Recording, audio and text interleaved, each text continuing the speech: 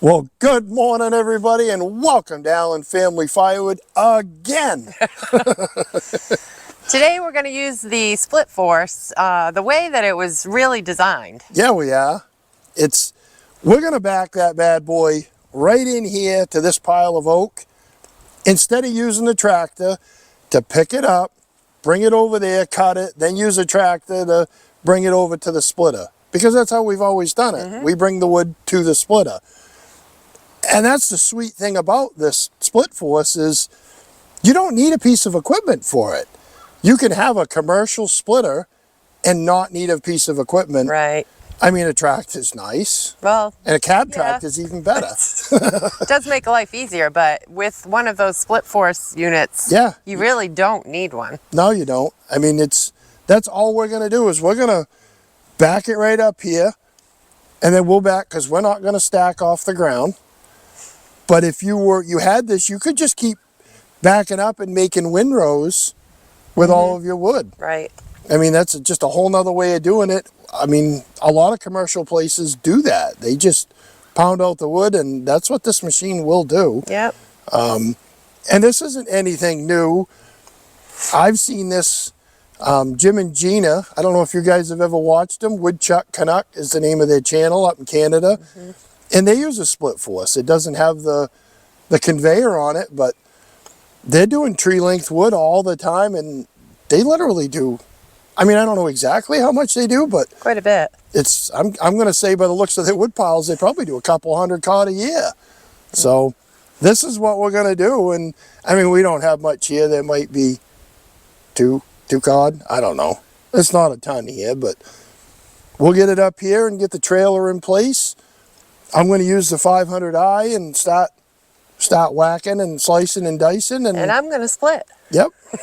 Yeah, you seem to like that thing. Although we're both going to have to stack because the way this is set up with our runners for the logs, we can't move those, and the stacking trailer has to be backed in. So once that's full, we'll have to pull it out and stack from that and then repeat. But it's just the way we have to do it. We're not moving these logs. No, I could move them, but they're all in place where I want them. And plus, we're still standing in snow over here. At least over there, we'll be in mud, semi, not mud. It's good snowball stuff. Hey.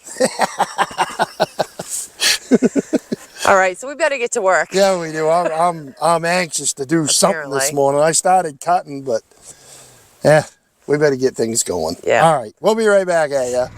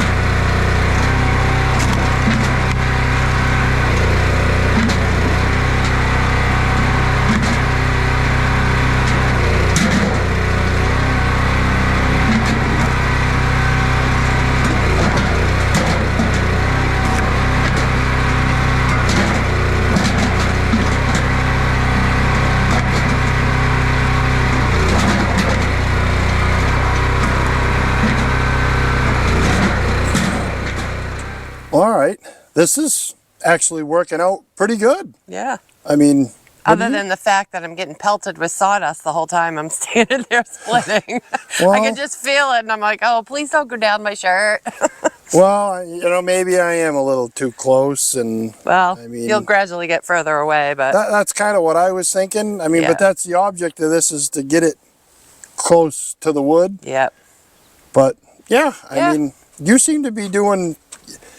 She's never split wood before, you guys. I'm always the one who's always split wood, and you seem to be picking up running the split force. Yeah, it's rather easy, actually. The only thing I'm, still learning is just getting the cuts where we want them for the size wood that we want. But watching you so much too has helped. But there's different pieces that some might be like this big, some might be a little bigger than we want. But if you just take an evening and watch some of our videos, it'll probably show you more. Tell her, guys. I think with time it'll be fine. But yeah, I like running it. We should take a minute and show them some of the features of this thing, because it's got a lot of cool stuff on it that even Busta doesn't have. Yeah. So, yeah, well, I'll take the camera and get a little closer look at those. Yeah, let's do that for a second. All right, so we're going to start at the front of the machine, and you can see down here, this is on like ATV tires. So you can drive it around anywhere, and it's all hydraulically driven from back there underneath the splitter. And it all runs off from these valves. There's one to make it go frontwards and backwards. And this one, as you can see, down here there's a whole nother piston, so you can steer the whole unit. I mean, I like that. That's the key point of this thing. The middle valve will run this hydraulic cylinder so that you can lift up your conveyor and put it to whatever height you need it for, whether or not you're filling an IBC tote, you're filling a pickup, or stuffing it in a dump trailer. I mean, it's certainly tall enough to load over our big end-to-end trailer, and that's got 4-foot high sides on it, so I know that'll easily go up over that.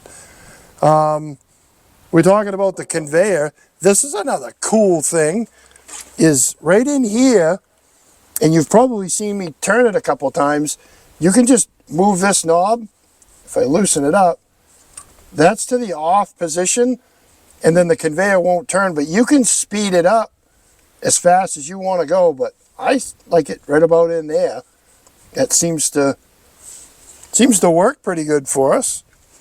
And I know a lot of other companies will use different type engines, but if you've been around engines, we all know, and it's a proven fact, that Honda is it's the top of the line. It really is. And that's what this has got on it, an 11 Huss, and it seems to have plenty of power for anything that we want to do with it.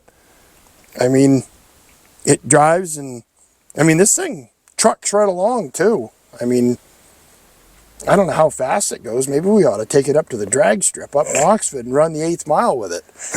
Yeah, that'd be a good idea. Oh, what else have we got here? This valve bank here, there's a whole lever, and this will run this log lift, so that you're not picking up those great big rounds.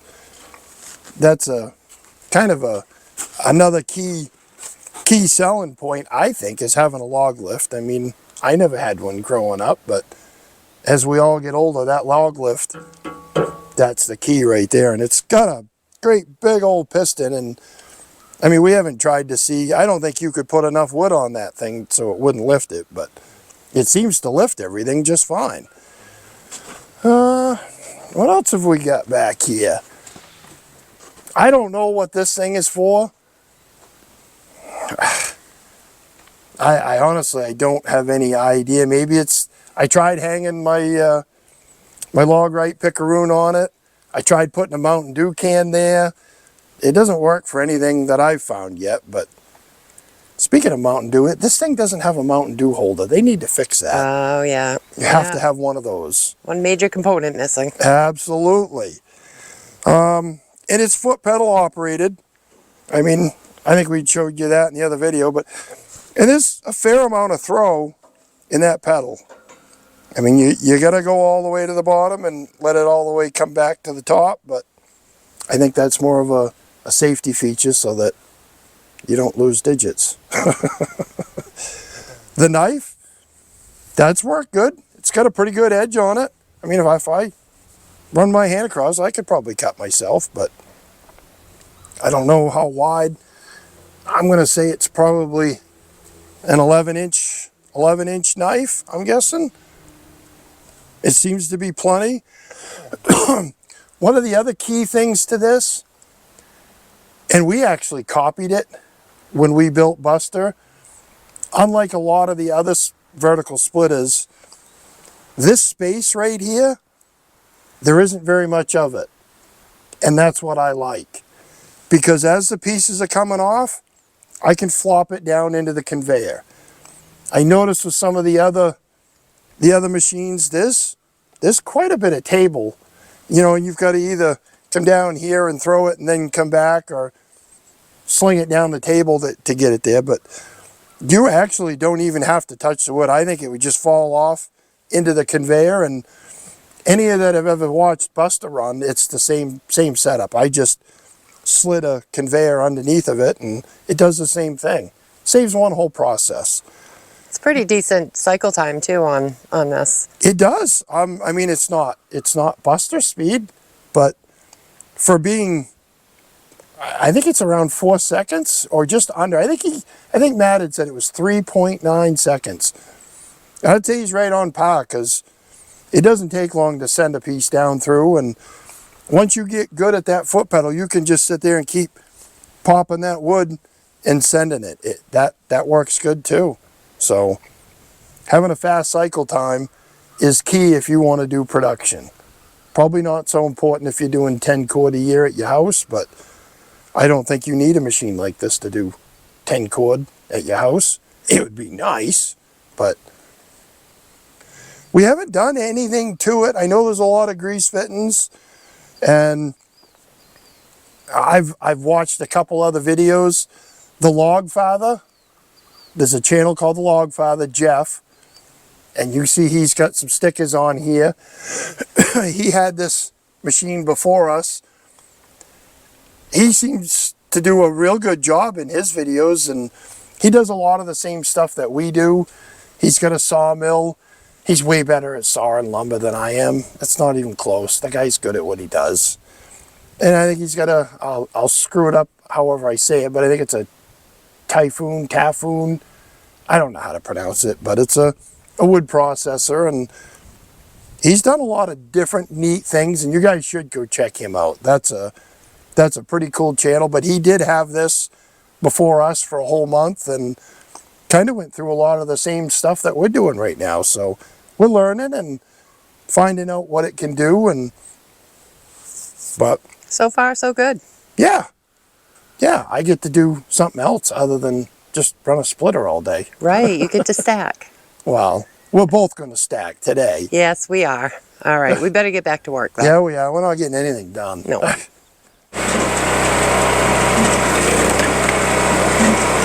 just couldn't help himself. He had to take over.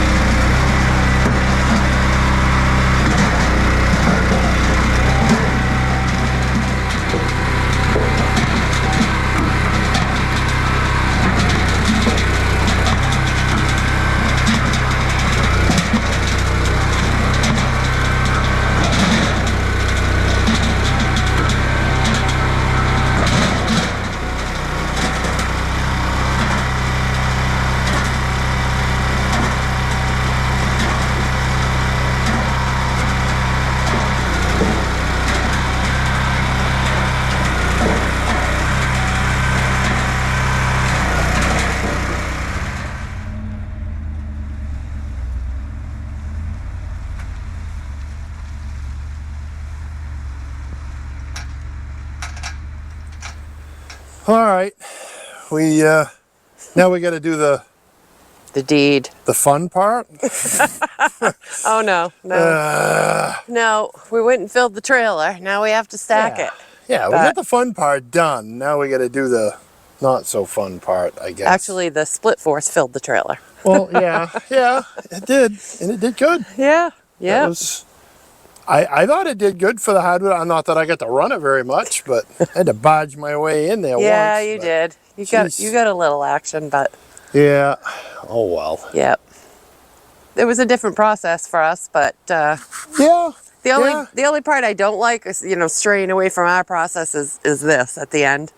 It's so much Right. better to stack as it's dropping, but Yeah, it's just a different way of doing it, but you know what? We didn't have to use a tractor for any of this. no. You just back up to the pile, cut, split, send it in a trailer, or put it in a windrow, or stack it on pallets. Yeah. That's the sweet thing about that. I mean, Right, because you can drive it to where your wood's going to Right. be stored, so angle it, point it, however you want it pointed. It's not like a tow behind where you got to have a vehicle to angle it or to do whatever. And Yeah. I mean, the big conveyor makes it pretty decent. I think they make Definitely. those things with like 20 some odd foot conveyors. yeah, they have even longer They're ones. pretty big ones. They get shorter ones probably to match up more to the other Yeah. commercial splitters. I think the other ones all have like 6-footers or something like that on it. It's just enough to maybe get it into an IBC tote, I guess. Right, But right. not that thing. That'll load up over any of our trailers. Yeah, it's So, great. But we better get to doing this, and I don't think they want to watch us stack. No, I'm pretty don't sure want of that. I don't want to watch me stack. I don't want to watch So- you stack either, but I want your help. Yeah. All right, you guys. We're going to let you go and We'll catch you on the next one. take care. Bye.